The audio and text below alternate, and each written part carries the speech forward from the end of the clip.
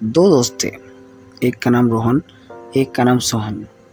और सोहन की बहन सुष्मिता थी। तीनों कुछ दिन पहले ही इंग्लैंड से आए थे। उनका बचपन इंग्लैंड में ही बीता था, तो इंडिया घूमने की बहुत चाहत थी इन लोगों को। थे तो ये इंडियन ही, लेकिन इंडिया सही से घूम नहीं पाए थे। एक दिन ये शॉपिंग करने रात में घर से बाहर निकले और शॉपिंग करते करते लगभग रात के 10 बज गए। इंग्लैंड में ऐसा तो नहीं होता, लेकिन भारत में 10 बजते बजते ही दुकानें बंद होने लग गई और रास्ता सुनसान हो गया। सोहन गाड़ी चला रहा था। उसने एक आदमी से पूछा, भाई हम मिनी बाजार जाना चाहते हैं, यहाँ से कौन सा रास्ता सही होगा? उसने बताया, देखिए भाई, आगे से ये कट है, उस रास्ते से चले जाइए। सोहन ने बात को सुना और वो चल पड़ा। रास्ता वाकई में काफी सुनसान था, हद से ज्यादा। ऐसा लग रहा था कि जैसे यहाँ कभी कोई आया ही नहीं। थोड़ी देर चला होगा कि एक आदमी दिखाई दिया। वो आदमी शक्ल से काफी बूढ़ा दिखाई दे रहा था। उसने पूछा, भाई हम लोग बहुत देर से इस रास्ते से निकलने की कोशिश कर रहे हैं, लेकिन ना कोई मोड़ आ रहा है, बस हम सीधा चलते ही जा रहे हैं। उसने कहा, बाबू बात ऐसा है कि आप अभी और आपको आगे चलना है। जानते हैं बाबू, मंजिलें काफी दूर हुआ करती हैं।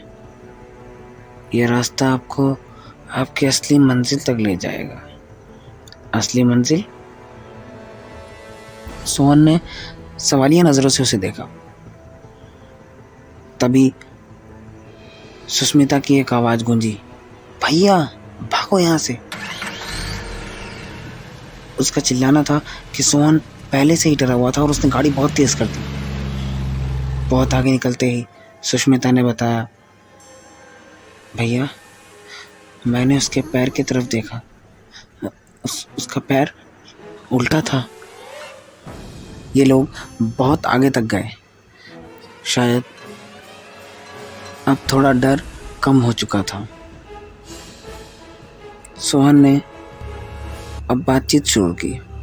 तीनों दोस्त बात कर ही रहे थे कि गाड़ी अचानक से रुक गई।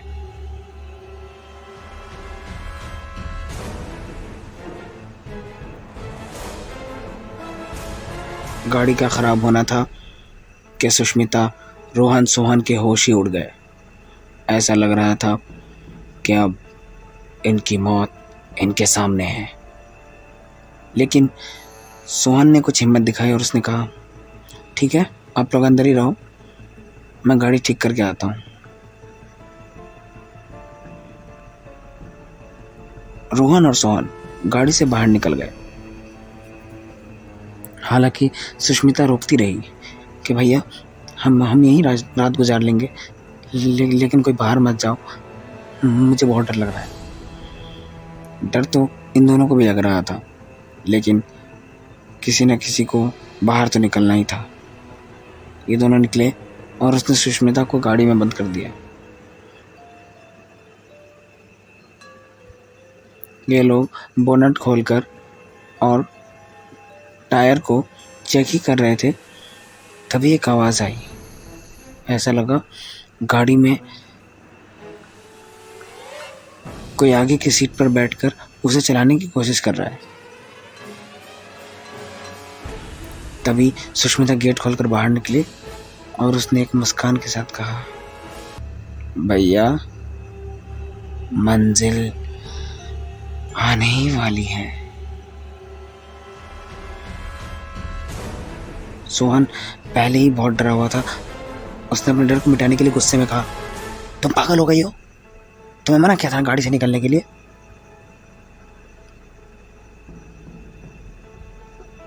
इतना सुनना था कि सुष्मिता गाड़ी पे झपटी और उसने दो कांच तोड़ डाले। और थोड़ी देर बाद सुष्मिता हवा में लटकी हुई चिल्ला रही थी, भैया बचाओ। इस आवाज को सुनकर सोहन और रोहन के होश ही उड़ गए। इस आवाज में कोई इंसानियत नहीं, एक शैतानी आवाज थी। भैया बचाओ ना भैया, भैया प्लीज मुझे बचाओ भैया, मुझे भी मंजिल पे पहुंचना है। ये आवाज सुनकर रोहन और सोहन गाड़ी में बैठे और उन्होंने गाड़ी स्टार्ट करने की कोशिश की, पर इस बार किस्मत से गाड़ी स्टार्ट हो गया। वो लोग जितना तेज चला सकते थे उन्होंने उतना तेज चलाया। तभी सामने से एक लड़की गुजरी।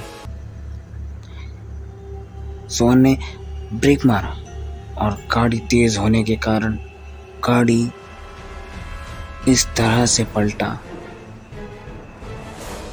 जिस तरह से पलटना एक गाड़ी के लिए तो नामुमकिन था। सोहन कैसे भी करके गाड़ी को संभालने की कोशिश कर रहा था, लेकिन जब गाड़ी पलट रहा था तो सोहन के सर पे एक जोरदार किसी ने रॉड जैसे किसी चीज से मारा। सोहन बेहोश होकर गिर गया। उसके बाद रोहन ने कोशिश की संभालने की, लेकिन कुछ नहीं हो पाया। थोड़ी देर बाद रोहन को पता चला कि अब सोहन इस दुनिया में नहीं रहा।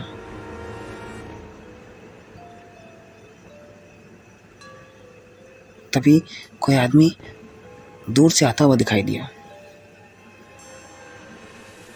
उसने एक झोले में बहुत सारा सामान ले रखा था। उसने बोला, भैया मैं आपकी गाड़ी को ठीक कर दूं क्या? रोहन बहुत डरा हुआ था और वो किसी से कुछ बात नहीं करना चाह रहा था। उसने कहा, नहीं नहीं। बोला, काहे भैया, मंजिल पे नहीं पहुंचना है क्या? इतना सुनना था कि उसने गाड़ी घुमाई और तेज चलाने लगा। गाड़ी पहले से ही बहुत टूट फूट गई थी, चलने लायक नहीं बची थी, लेकिन फिर भी वो गाड़ी भगाए जा रहा था।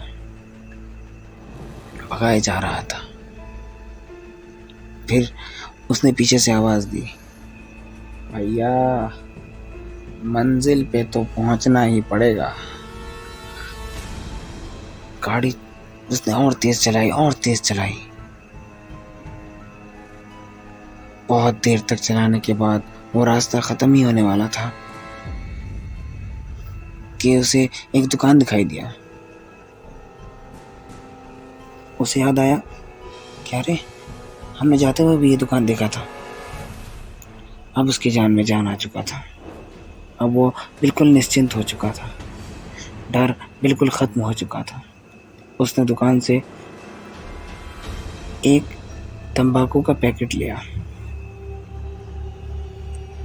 अपने इतने साथियों को खोने के बाद उसके मन में दुख तो था, लेकिन खुशी तो ये थी कि वो मंजिल पे नहीं पहुंच पाया। वो मंजिल जहाँ इसके दो दोस्त गए थे। वो तंबाकू निकालकर खाने ही वाला था। एक आदमी ने कहा,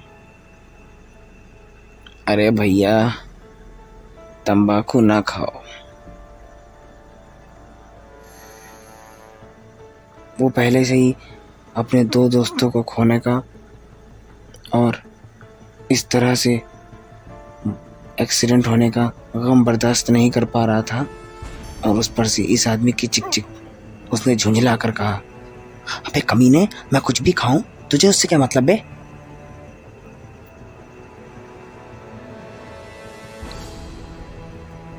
ये वो खड़ा होकर सुनते हुए बोला, सही कहा आपने, मगर याद रखो भैया, इसी तंबाकू को खाते खाते मैं इस दुनिया से चला गया था।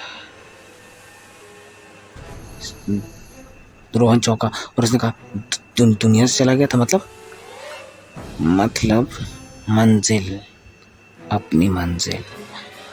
ये सुनना था कि रोहन ने बहुत तेज गाड़ी भगाई और गाड़ी उस रास्ते से निकलने से पहले एक पेड़ से टकरा गई।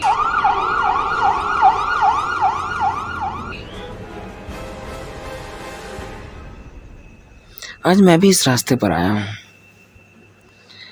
और मैं अकेला ही आया था। मैं बच के निकल गया। बस अब ये दुकान बाकी है, इससे कुछ ले लेता हूँ, शायद एक तंबाकू।